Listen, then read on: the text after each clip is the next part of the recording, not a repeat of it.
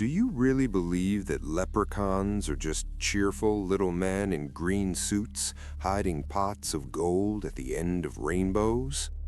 What if I told you that the smiling mascot on your cereal box, the playful character in children's stories, and the laughing figure on St. Patrick's Day decorations are all clever disguises for something much darker? The true nature of leprechauns has been systematically erased and replaced with a friendly fiction that serves purposes few truly understand. The earliest references to what we now think of as leprechauns can be found in medieval Irish manuscripts, but these weren't the jolly cobblers of today's imagination. They were Fir de Arg, the red men, solitary and malevolent fairy creatures known for their cruelty. The transformation of this entity into something harmless is no accident. It's a deliberate act of confusion that's been going on for centuries. The first documented modern encounter happened in 1837 in County Cork, Ireland. Local records describe a farmer named Seamus O'Malley who vanished for 3 days after claiming to have captured a little man in red. When he returned, O'Malley was missing 3 fingers from his right hand and refused to talk about what had happened. Neighbors reported hearing unsettling laughter coming from his property for weeks. The following season, O'Malley's farm failed, his livestock mysteriously died, and he was found hanging from the rafters of his barn exactly 1 year later. The official report labeled it a suicide due to financial troubles, with no further investigation. During the Great Famine in the 1840s, reports of strange, small figures surged across rural Ireland. Hungry and desperate, people recounted encounters with beings that offered food or wealth in exchange for minor tasks. Those who accepted these bargains were never seen again, while those who declined often faced accelerated starvation in their families. Parish records from this time document at least 17 instances of individuals claiming to have made deals with these little folk before disappearing. Authorities dismissed these claims as delusions caused by hunger or as attempts to explain abandonment during tough times. What's particularly interesting is how descriptions of these beings evolved during this period. Earlier accounts consistently described red-clothed, malevolent figures. By the mid-19th century, reports began to focus more on green clothing. This shift wasn't a natural evolution of folklore. It marked the start of a systematic rebranding. In 1853, British folklorist William Thoms published The Fables and Fairy Tales of the Irish Peasantry, introducing the first sanitized versions of leprechaun tales. Thoms, connected to the British Museum, had dubious links to several occult societies in London. His manuscript notes, sealed until 1972, and now mysteriously missing from the British Library archives, supposedly contained far darker accounts than those he published. A librarian who saw these notes before their disappearance described them as troubling narratives of blood rituals and parasitic entities, very different from the whimsical stories Thoms shared with the public. The commercialization and sanitization of the leprechaun narrative accelerated in the early 20th century, especially in America. By the 1920s, the transformation from a malevolent figure to a lucky charm was nearly complete.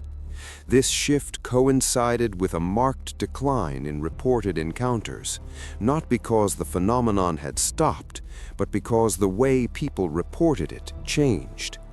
As this sanitized image took hold, those who experienced encounters that didn't fit the cheerful narrative were often dismissed or ridiculed, sometimes even diagnosed with mental disorders. The patterns of encounters, investigations, and discrediting continued throughout the 20th century. In 1947, anthropologist Margaret Calloway began examining the links between leprechaun folklore and missing persons cases in Irish immigrant communities in the northeastern United States. After 6 months of research, she presented preliminary findings at Boston University, revealing a statistical anomaly in disappearances around March 17th, especially among children and the elderly. Her academic career ended abruptly when she was committed to Danvers State Hospital for delusional paranoia. Hospital records indicate she repeatedly claimed that something small was watching her from the shadows. Calloway died 3 months later from unexplained liver failure, and her research notes were destroyed in a small office fire before they could be reviewed. The 1950s and 60s saw the complete commercialization of the leprechaun image, paralleling broader efforts to sanitize fairy tales for children. Few realize that this sanitization serves a specific purpose. It creates blind spots in our collective perception. We have been conditioned to laugh at what we should fear. In 1972, amid the turmoil in Northern Ireland, a construction crew stumbled upon an unusual sight while digging for a housing development near Belfast. Workers described discovering a circular stone chamber 20 feet underground, containing small skeletons initially thought to be children's remains. Forensic examiner Dr. James Harrington noted anomalies that were never made public. The proportions were incorrect, the limbs too long, the eye sockets disproportionately large, and the teeth unlike anything documented in medical literature. Before thorough documentation could be completed, government officials sealed the site, citing its archaeological significance. No findings were ever released, and the housing project was relocated. Harrington resigned shortly afterward and vanished while hiking in the Mourne Mountains. His body was never found. Throughout the 1980s, the pattern persisted with isolated reports from Ireland, Scotland, and areas with significant Irish diaspora populations. In 1983, the small fishing village of Dunquain on Ireland's Dingle Peninsula experienced a strange series of events beginning on March 10th and concluding precisely on March 17th. 7 children claimed to have seen a small man with elongated fingers watching them from the rocks near the harbor. Adults dismissed these claims until livestock began dying mysteriously, with goats, sheep, and cattle found with precise, bloodless incisions. On the morning of the 17th, 2 children failed to come down for breakfast. A search party found nothing. At sunset, the missing children emerged from the sea, unharmed but suffering from amnesia regarding the past week. Both required hospitalization for unexplained anemia and refused to approach water again. When interviewed by local police, the children drew identical images of a small humanoid figure with long limbs and oversized eyes. The case was never officially resolved. In 1987, American folklorist Dr. Ellen Marsh investigated the Dunquain incident, linking it to similar occurrences along Ireland's western coast. Her research paper, submitted to the Journal of Folk Studies, was rejected without explanation. Marsh continued her investigations privately until 1989, when she reported experiencing home intrusions by something small that moved too quickly to be seen clearly. After installing cameras, she captured footage of what she described as a humanoid entity approximately 3 feet tall, moving with impossible speed. This footage has never been made public. Marsh's research concluded when her home burned down in 1990, reportedly due to electrical issues. She survived, but refused to discuss her work afterward, changing careers to become an accountant. Examining global folklore reveals that similar entities exist across various cultures, from the Japanese Koropoku Guru to the Hawaiian Menehune, from Scandinavian Tomta to Germanic kobolds. While descriptions may vary, key elements remain consistent. Small humanoid entities with magical abilities, connections to earth or underground dwellings, and ambivalent or hostile attitudes toward humans. This isn't simply cultural diffusion, it reflects multiple cultures encountering the same phenomenon and interpreting it through their unique lenses. One of the most alarming aspects is how modern media has been manipulated to obscure the truth. The 1993 horror film Leprechaun tried to reconnect with the malevolent original nature of these entities, but quickly turned into camp and parody. This pattern is clear. Any attempt to present the reality is swiftly diluted, ridiculed, or transformed into entertainment. The very title of this video may lead some viewers to dismiss it outright as fiction or clickbait. Such reactions are programmed. It's precisely what they want. The most compelling evidence comes from Ireland's western coast, where traditional knowledge hasn't been entirely erased. In these communities, certain protective practices endure, even if their practitioners don't fully understand why. Iron horseshoes are still hung above doors, rowing crossings are made on specific days, and salt is scattered across thresholds. These aren't quaint superstitions, they are survival techniques developed through centuries of encounters. In 2003, cultural anthropologist Sean Murphy spent 6 months in these coastal communities, recording oral histories from elderly residents. His subject spoke of an agreement, an unwritten pact that most couldn't articulate but all respected. It involved leaving small offerings, maintaining certain boundaries, and never violating specific taboos. Murphy noted that while many couldn't explain the consequences of breaking the agreement, their fear was both palpable and consistent. After returning to Dublin, Murphy began organizing his findings for publication. 3 weeks later, he was found dead in his office. The official cause was listed as aneurysm, and his research materials disappeared. His family reported that in the days leading up to his death, Murphy had become paranoid, believing he was being watched and followed by something he couldn't clearly see. The pattern extends to today. Between 2008 and 2019, Irish police records indicate 27 cases classified as unexplained disappearances in western coastal counties.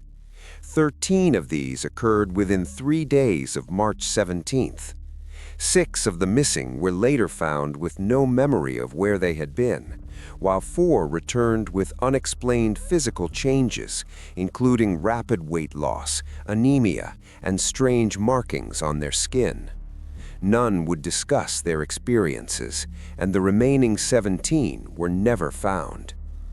In 2017, marine biologist Dr. Fiona Kelly was conducting research on tidal pools near the cliffs of Moher when she photographed what she initially thought was a child standing among the rocks. Upon closer inspection, the proportions were clearly wrong. The limbs appeared too long and the head too large. When she returned to the site the next day, she discovered a complex pattern of symbols carved into the rocks that hadn't been there before. These symbols matched those in Blackwood's journals from 1924. Kelly reported her findings to both university colleagues and local authorities, but no official investigation followed. 3 months later, she resigned her position after claiming multiple home intrusions and experiencing whispering voices at night. She now resides in New Zealand, refusing all contact with researchers or journalists regarding her experiences. The most recent documented case occurred in Boston's Irish-American community in March 2023. 7-year-old Michael Collins vanished from his bedroom on March 15th. Security cameras showed no signs of entry or exit from the house.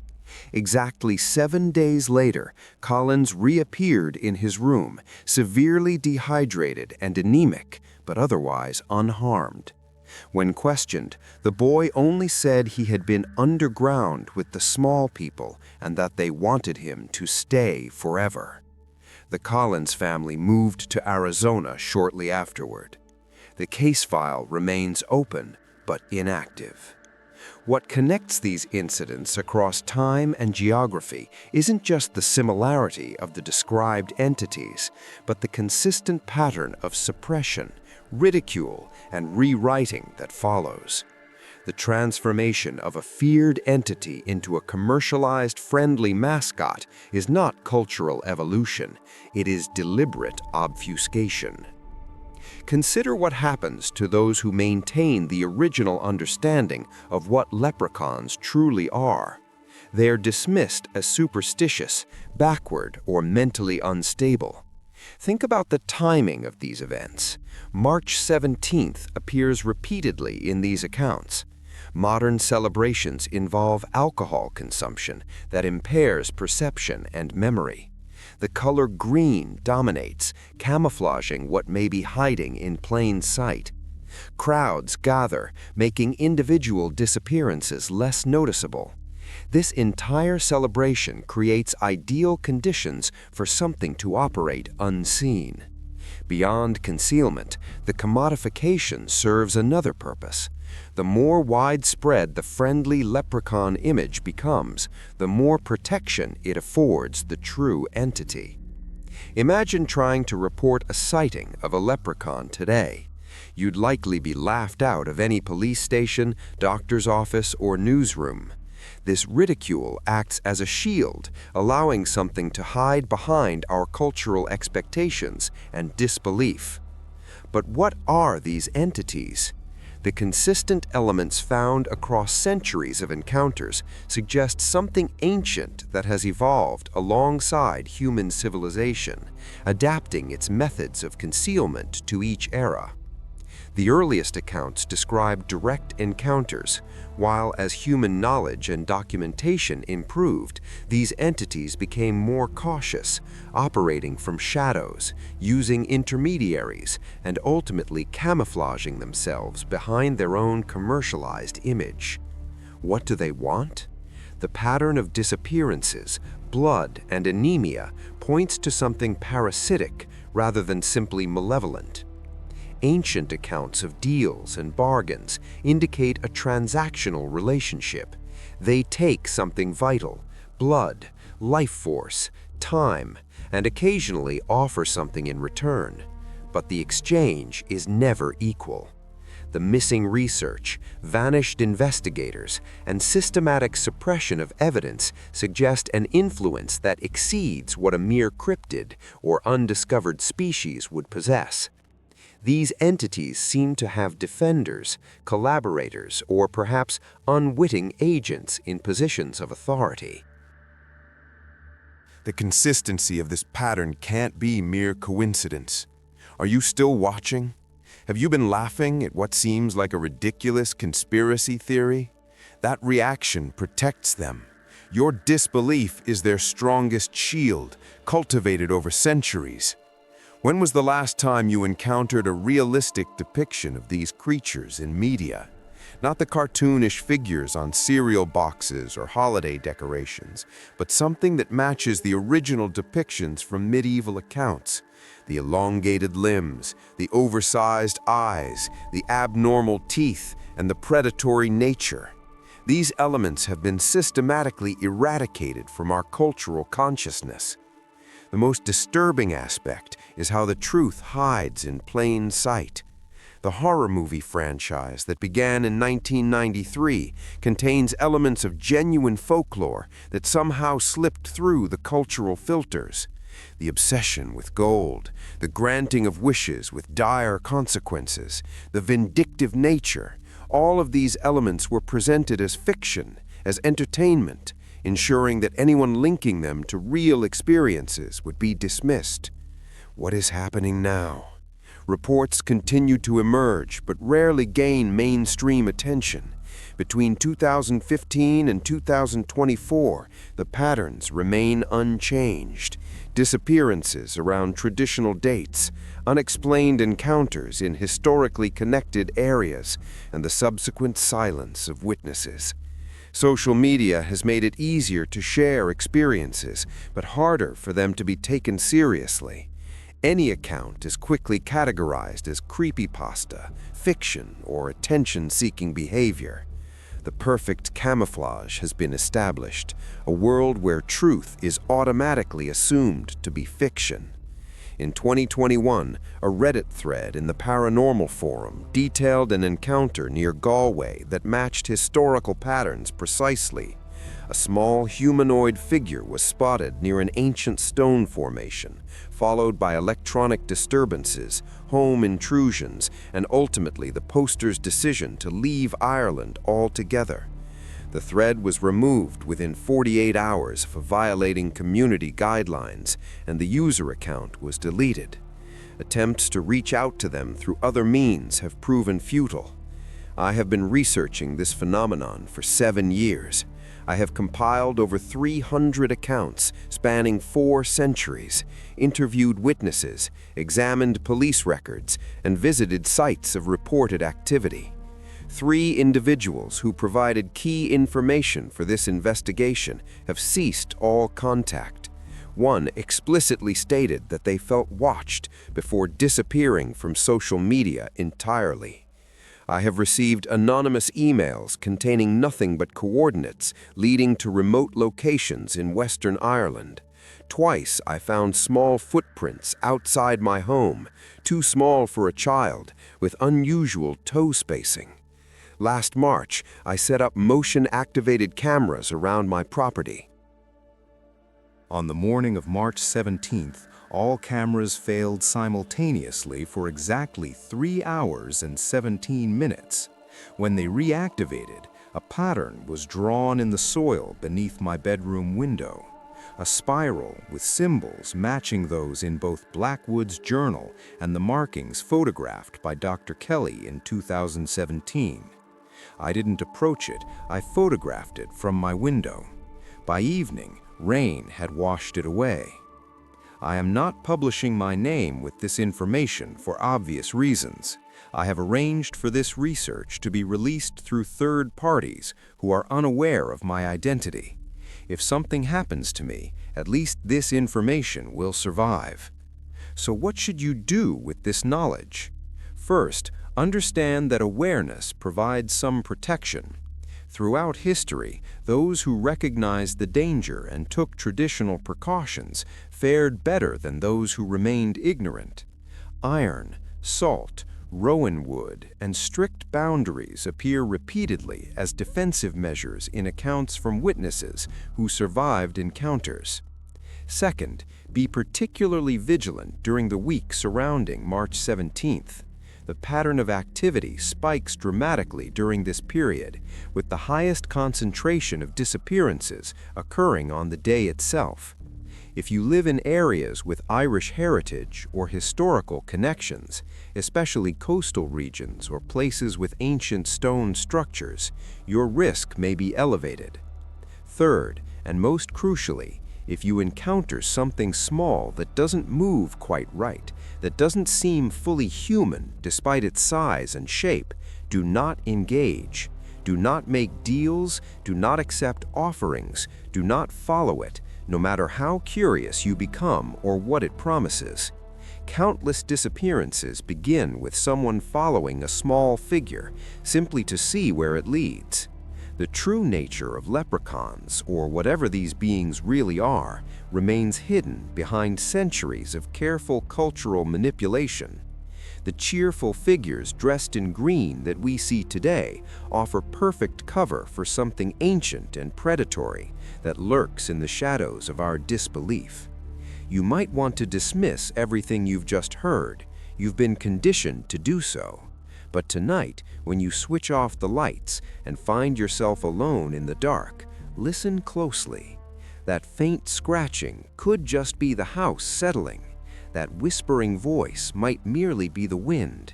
That fleeting movement at the corner of your vision could be nothing at all. But now you know what could be hiding behind the mask of your disbelief. Now you know what watches from the shadows. Now you understand why they turned something feared into something we laugh at. And now they know that you know. People who reported experiences contradicting this cheerful narrative were often dismissed, mocked, or labeled with various mental health diagnoses.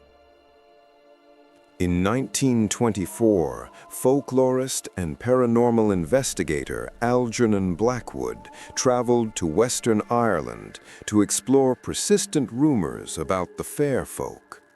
His expedition journals, published posthumously in a limited edition, revealed he found a series of small, perfectly circular chambers beneath an ancient dolmen. Inside, he discovered tiny handprints pressed into the clay walls, but these were not the handprints of children. The fingers were disproportionately long, and the palms too narrow. Most unsettling was Blackwood's account of the ceiling, covered in miniature writing in an unknown language, along with drawings that clearly depicted human suffering. Blackwood ultimately abandoned his investigation after 3 members of his team reported seeing small figures observing them from the surrounding forest. His journals concluded abruptly with the cryptic line, "They are not what we think they are. They never were. God help us for our ignorance." The academic community dismissed Blackwood's findings as mere fiction. The chambers he uncovered were reportedly destroyed by a landslide in 1926, though no geological records confirm such an event ever occurred. The cycle of encounter, investigation, and subsequent disappearance or discrediting continued throughout the 20th century. In 1947, anthropologist Margaret Calloway began exploring the connections between leprechaun folklore and missing persons cases in Irish immigrant communities across the northeastern United States. After 6 months of research, she presented her preliminary findings at Boston University, suggesting a statistical anomaly in disappearances around March 17th, St. Patrick's Day, particularly among children and the elderly. Her academic career ended abruptly when she was committed to Danvers State Hospital for alleged delusional paranoia. Hospital records indicated she repeatedly claimed to be watched by something small lurking in the shadows. Calloway died 3 months later from unexplained liver failure. Tragically, her research notes were lost in a small office fire before her colleagues could review them. The 50s and 60s saw the complete commercialization of the leprechaun image, coinciding with broader efforts to sanitize fairy tales for children. Few realize that this sanitization serves a specific purpose. It creates blind spots in our collective perception. We've been conditioned to laugh at what we should actually fear. In 1972, during the height of the Troubles in Northern Ireland, a construction crew uncovered an unusual sight while excavating for a new housing development near Belfast. Workers described finding a circular stone chamber 20 feet underground, containing small skeletons initially believed to be those of children. Forensic examiner Dr. James Harrington noted anomalies that were never made public.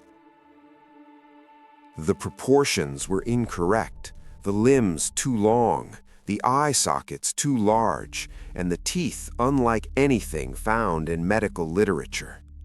Before thorough documentation could take place, government officials sealed the site, citing its archaeological significance. No findings were ever published, and the housing project was relocated. Harrington resigned shortly thereafter and vanished while hiking in the Mourne Mountains. His body was never found. In the 1980s, reports of strange encounters continued to surface in Ireland, Scotland, and among Irish communities abroad. One particularly eerie incident occurred in 1983 in the small fishing village of Dunquain, located on Ireland's Dingle Peninsula. Starting on March 10th and culminating on March 17th, 7 children claimed to see a small man with long fingers watching them from the rocks by the harbor. Initially, the adults dismissed these accounts as mere imagination, but things escalated when livestock began to die. Goats, sheep, and cattle were found with precise, bloodless cuts on their bodies. On the morning of March 17th, 2 of the children did not show up for breakfast. This prompted the village to organize a search party, but they found no trace of the missing kids. Later that evening, the children emerged from the sea, unharmed, yet with no recollection of the preceding week. Both were hospitalized due to unexplained anemia and refused to go near water again. When local police interviewed them, both children produced identical drawings of a small humanoid figure with elongated limbs and large eyes. The mystery surrounding this case was never officially resolved. In 1987, American folklorist Dr. Ellen Marsh took an interest in the Dunquain incident and sought to connect it with similar reports from Ireland's western coast. She submitted her research paper to the Journal of Folk Studies, but it was rejected without explanation. Undeterred, Marsh continued her investigations privately until 1989, when she began experiencing unsettling home intrusions by something small that darted around too quickly to see clearly. After setting up cameras, she captured footage of a humanoid entity about 3 feet tall, moving at impossible speeds. Unfortunately, this footage has never been released to the public. Marsh's research came to a sudden halt when her house burned down in 1990, supposedly due to electrical issues. Although she survived the fire, she stopped discussing her work and chose to change careers, becoming an accountant instead. Looking at global folklore reveals a troubling pattern. Similar entities appear in cultures worldwide, from Japan's Koropoka Guru to Hawaii's Menehune, and from Scandinavian Tomta to Germanic kobolds. While details differ, certain key traits remain consistent. Small humanoid beings with magical abilities, often linked to Earth or underground habitats, displaying ambivalent or hostile attitudes toward humans. This is not merely cultural diffusion. It suggests multiple cultures are encountering the same phenomenon, each interpreting it through their unique perspectives. What's especially concerning is how contemporary media has been manipulated to mask the truth. The 1993 horror film Leprechaun attempted to touch on the darker origins of these beings, but quickly descended into camp and parody, diluting the reality.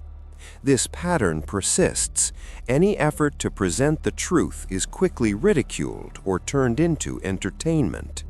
The title of this video might prompt some to dismiss it as mere fiction or clickbait. That reaction is intentional. It's what they want. The strongest evidence of these beings can be found along Ireland's western coast, where traditional knowledge still exists. In these communities, protective practices endure, even if their significance isn't fully understood. People still hang iron horseshoes above their doors, create Rowan crosses on specific days, and scatter salt to cross thresholds. These practices are not quaint superstitions, they are survival strategies that have evolved through centuries of encounters with these entities.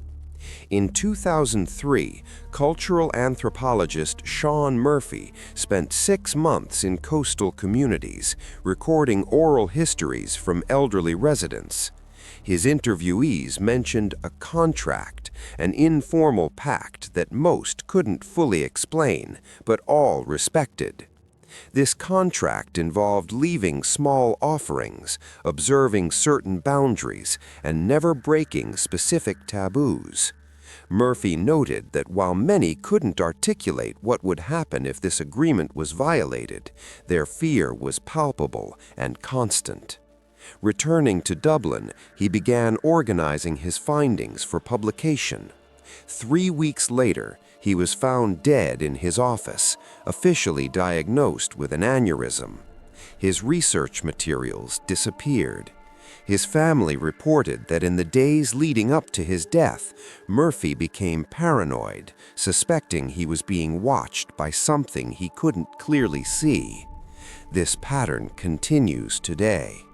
Between 2008 and 2019, Irish police recorded 27 cases of unexplained disappearances in coastal counties. 13 of these occurred within 3 days leading up to March 17th.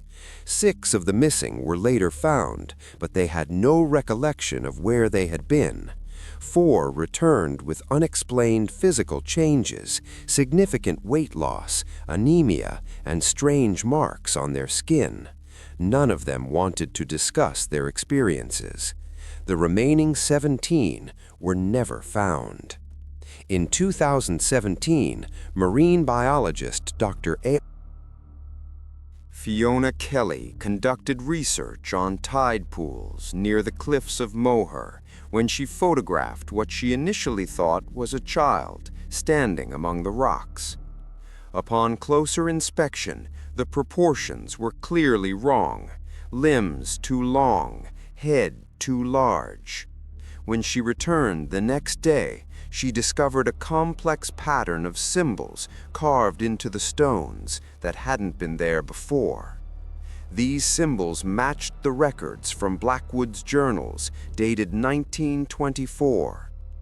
Kelly reported her findings to both university colleagues and local authorities. However, no official investigation followed. 3 months later, Kelly resigned after experiencing multiple home intrusions and whispers at night. She now lives in New Zealand and refuses to discuss her experiences with researchers or journalists. The most recent documented case occurred in the Irish American community in Boston in March 2023. 7-year-old Michael Collins disappeared from his bedroom on March 15th. Surveillance cameras recorded no entry or exit from the house. Exactly 7 days later, Collins returned to his room, severely dehydrated and anemic, but otherwise unharmed. When questioned, the boy simply stated that he had spent time underground with little people who wanted him to stay forever. The Collins family soon moved to Arizona. The case remains open, but without activity. The link between these incidents across time and geography is not only the similarity of the described entities, but also a consistent pattern of suppression, ridicule, and rewriting history. Transforming a terrifying creature into a commercialized, friendly mascot is not cultural evolution, it is deliberate misinformation. Consider what happens to those who maintain the original understanding of what leprechauns truly are. They get dismissed as superstitious, backward, or mentally unstable. Notice the timing as well. St. Patrick's Day, March 17th, repeatedly appears in these stories. Modern celebrations involve drinking, which clouds perception and memory. The color green dominates, masking what might be hiding in simple sight. Crowds gather, making it hard to notice when someone goes missing.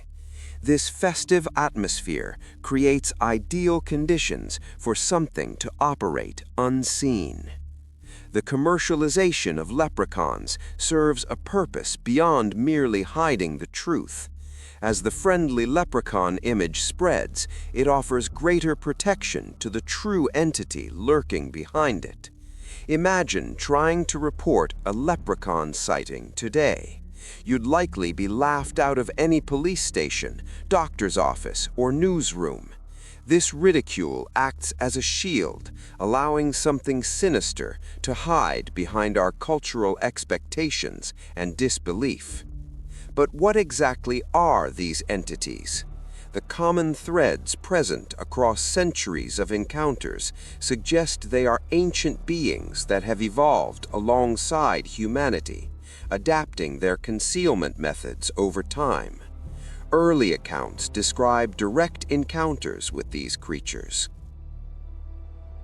As human understanding and documentation improved, these entities became more cautious, choosing to operate from the shadows, employing intermediaries, and eventually concealing themselves behind their own commercialized images. What do they seek?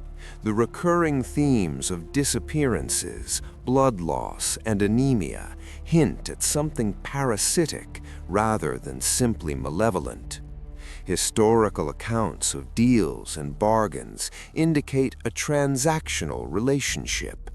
They take vital elements, blood, life force, time, and occasionally offer something in return. However, the exchange is never balanced.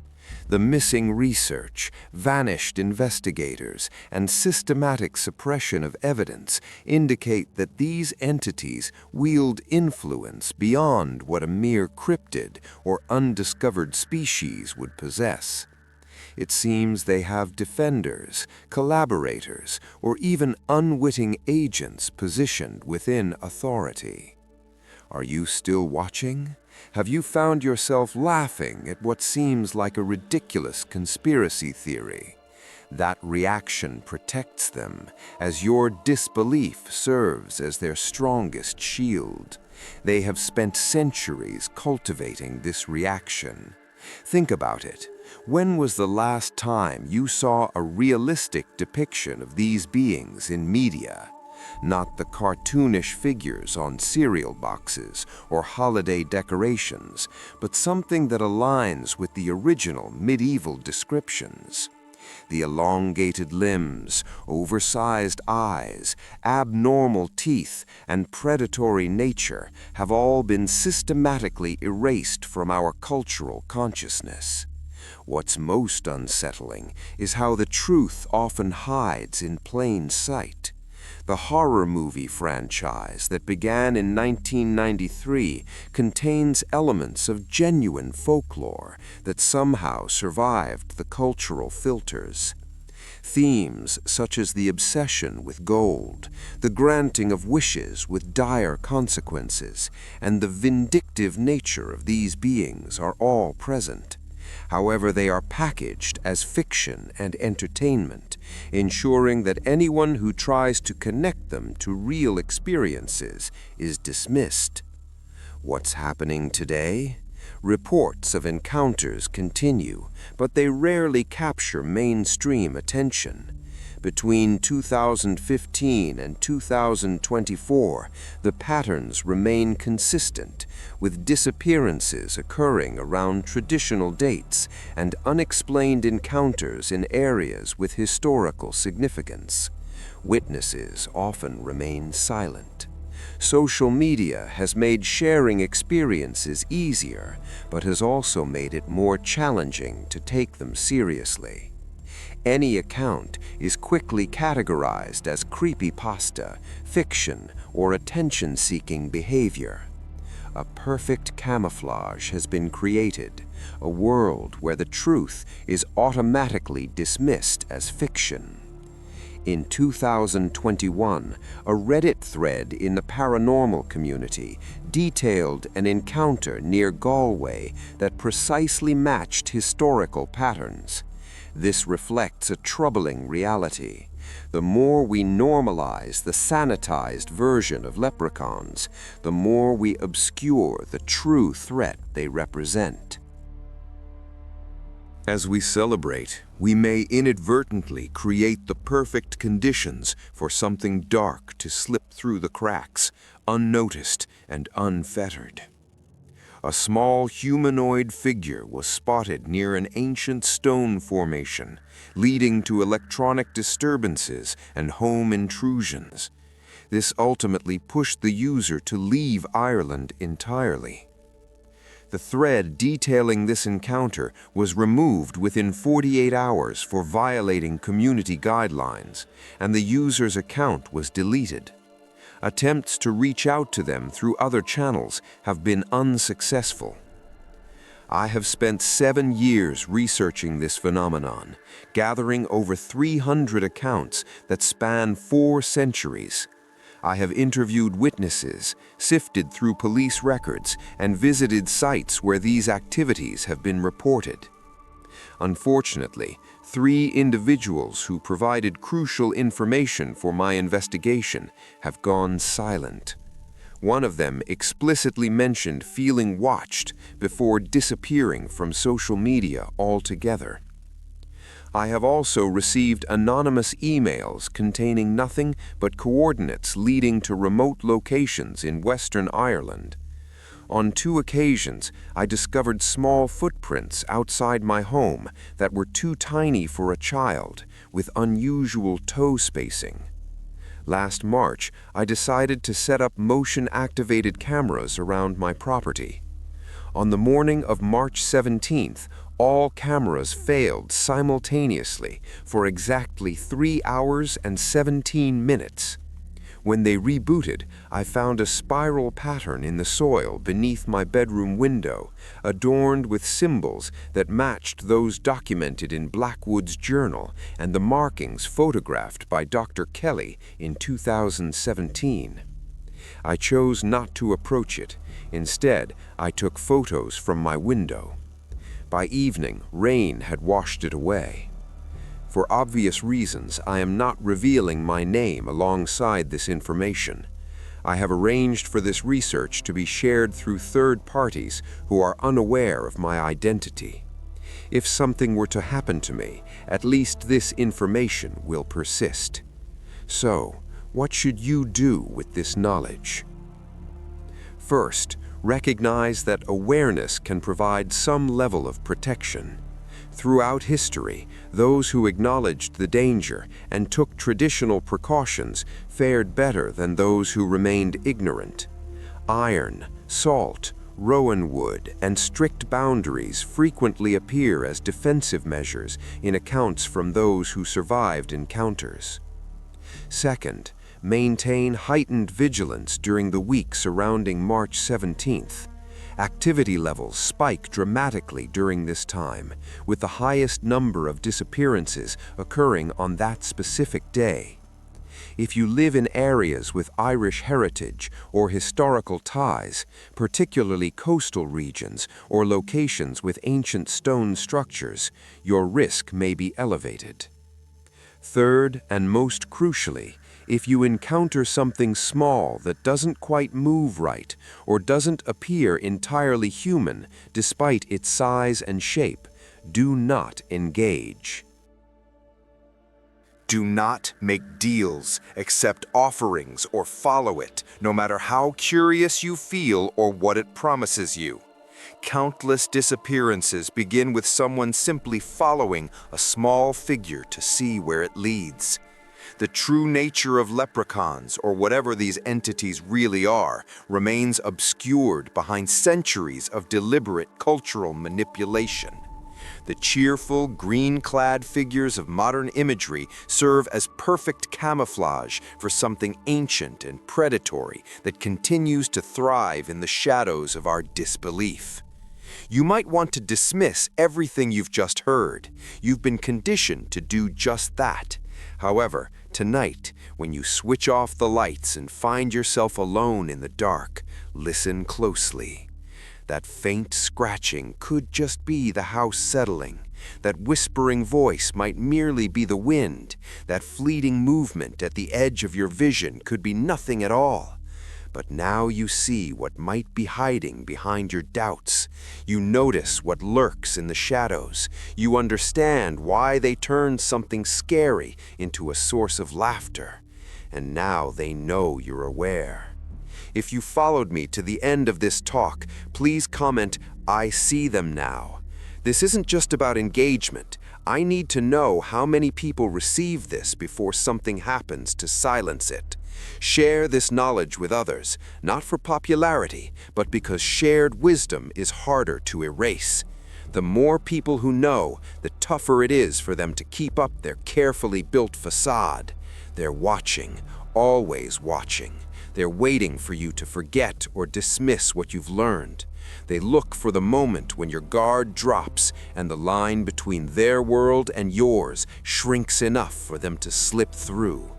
Keep this in mind.